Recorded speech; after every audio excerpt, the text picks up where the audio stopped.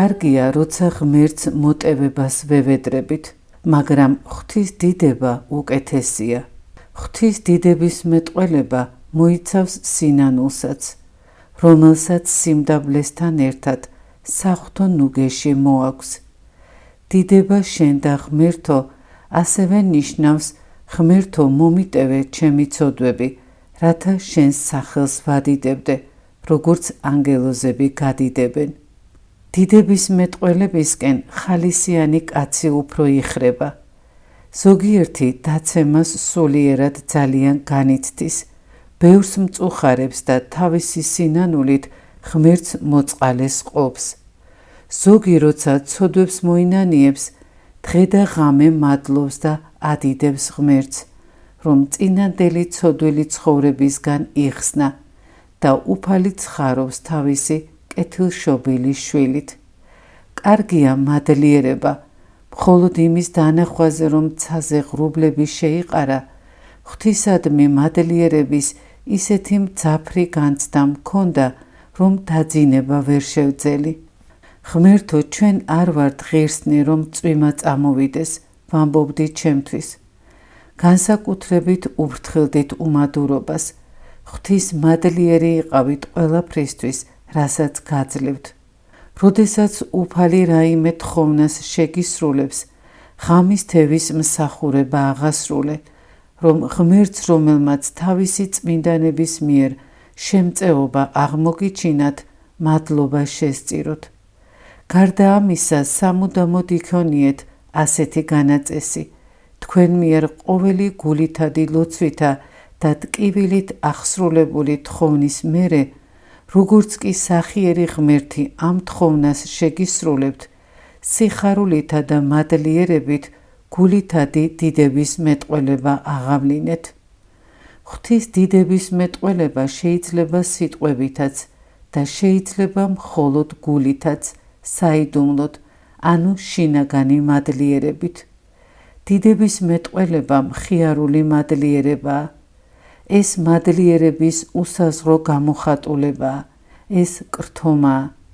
ეს კრთომა ადამიანის შინაგანიდან, გულიდან მოდის.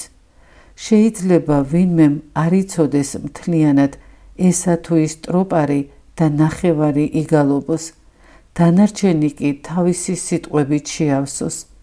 ამ დროს კი მისი გული კრთოდეს.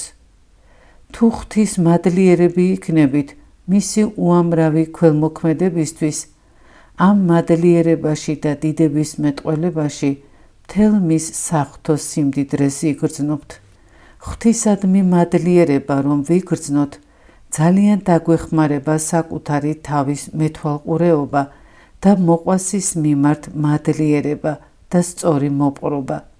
ვინც მოყვასის მიმართ მადლიერებას გრძნობს, მისგან მიღებული მცირე ქველის საქმის გამო უდავოა, რომ მისი მადლიერება ქრისტეს მიმართ, რომელმაც მას უხვად მიანიჭა და ანიჭებს წყალობას, უსაზღროდ უფრო დიდი იქნება.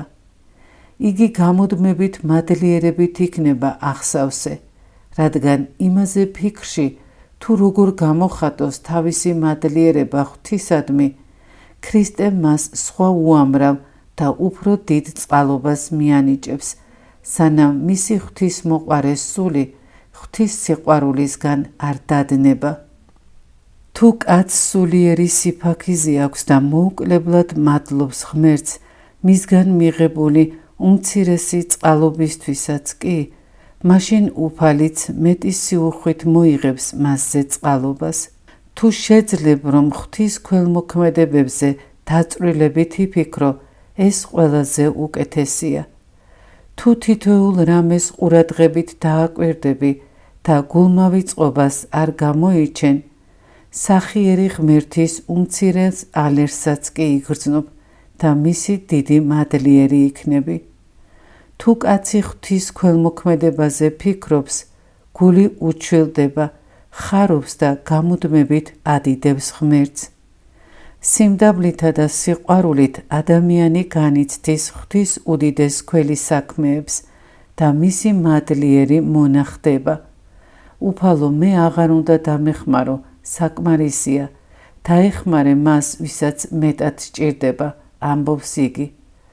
რამდენადაც ღმერთი ხედავს მის სიყვარულსა და სიმდაბლეს, იმდენად უხვად გარდამოულენს თავის მადლს და გრძელდება ასე დაუსრულებლად.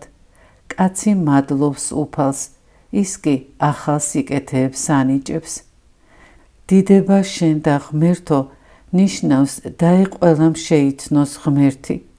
ქრისტეს სიტყვები მე გადიდე შენ ქვეყანასა ზედა და აწმადიდე მე მამაო ზოგს არასწორად ესმის და ამბობს ქრისტეც დიდებას ითხოვსო. მაშინ როცა ეს სიტყვები ნიშნავს შემდეგს მამაო მე შენი სახელი ყველას ვაცნობე ქვეყანაზე. შენც აუწყე ხალხს ჩემს შესახებ რათა ირწმუნონ. ზოგჯერ ხდება რომ მთელი დღე ხელსაქმეს ვაკეთებ და ვამბობ დიდება შენ და ღმერთო, დიდება შენ და ღმერთო რომ ცოცხალი ვარ, დიდება ღმერთს რომ მოვკვდები და მასთან ახლოს ვიქნები, დიდება ღმერთს თუნდაც რომ ჯოჯოხეთში გამიშვას, იქიდან კი ერთი ცოდვილი ამოიყვანოს და 64-ში დაამკვიდროს. თუ ღმერთს სურს არ ფიქრობდეს ჩემზე ჯოჯოხეთში რომ ვარ და არ წუხდეს დაე ამოიყვანოს ჯოჯოხეთიდან ბევრი ცოდველი და 64-ში დაამკვიდროს, რათა მრავალი სულის ცხონების უზომო სიხარულმა გააქარწყლოს ერთი სულის ტანჯვის მწუხარება. მუდამ ბაგეებზე გქონდეთ დიდება შენ და ღმერთო.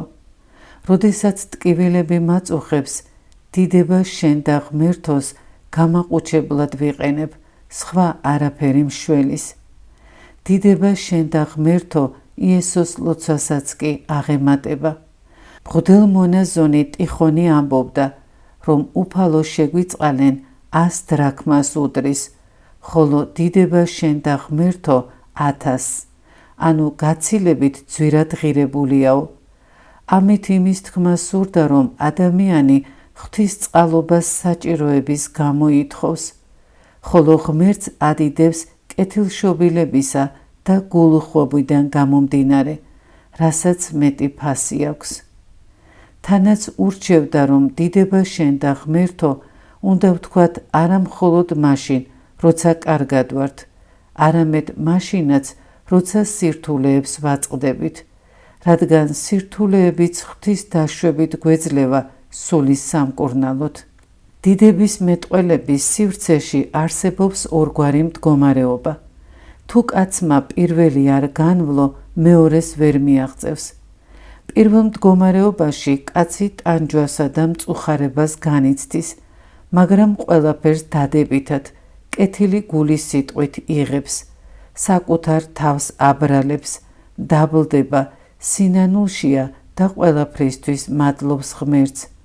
უფალო მადლობა ყველაფრისთვის, ჩემი ცოდვების გამო ვიღებ ამას, მეტიც მეკუთვნის, მაგრამ ვეღარ ვუძლებ. გთხოვ მომეცი მოთმინება და ძალა რომ დავითმინო. მაშინ იგი საღვთო ნუგეშის მოზღვავებას გრძნობს და გადადის მეორე მდგომარეობაში. მეორე მდგომარეობაში იმყოფებიან ისინი, რომლებსაც განვლილი აქვთ სინანულის ეტაპი და ცოდვათა მოტევებით გამოწვეული საღვთო ნუგეში იგემეს, ანუ გაიარეს მხიარულ მყოფელი გლოვა და დიდების მეტყველებას მიაღწიეს. ამ დროს ადამიანი კი აღარ იტანჯება, არამედ ისეთ საღვთო სიხარულს, ღვთისადმი მადლიერებას გრძნობს, რომ ვეღარ იტევს. იგი გამუდმებით იძახის, დიდება შენ და ღმერთო, მადლობს ღმერთს მისი უხვი ქველის მოქმედებისთვის, მისი დიდი სიყვარულისთვის, მერე კი სული თავისით ანაზდად იწყებს ლოცვას, ან ღვთის დიდების მეტყველებას, ან ღვთისგან პატიებას ითხოვს, რადგან სათანადოდ ვერ გამოეხმაურა მის უამრავ წყალობას. მღვდელმონაზონმა ტიხონმა ღვთის დიდების მეტყველების სივრცეში შეაღწია და იესოს ლოცვის ნაცვლად ღვთის დიდების მეტყველებაში იღწოდა. მისი ბაგეებიდან გამუდმებით ისმოდა დიდება შენ და ღმერთო, დიდება შენ და ღმერთო და წელიწადის თითქმის ყოველი დღე მისთვის ბრწყინვალე შვიდეული იყო, რადგან მუდამ აღდგომის სიხარულს განიცდიდა. ვინც სულიერად ასეთ წარმატებულ მდგომარეობაში იმყოფება, გამუდმებით პასექს, აღდგომას განიცდის. ამინ.